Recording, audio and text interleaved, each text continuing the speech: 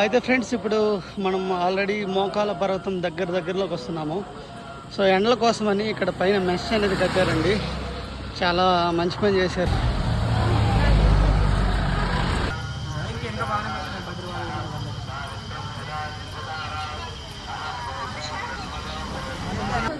అయితే మోకాల పర్వతం దగ్గర మనకు వచ్చేసి ఇక్కడ ఇదంతా కొత్తగా కట్టించారు.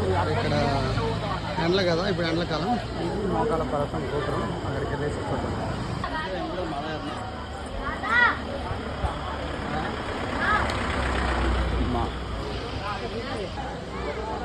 మోకాల పర్వతానికి వచ్చేసాను ఫ్రెండ్స్.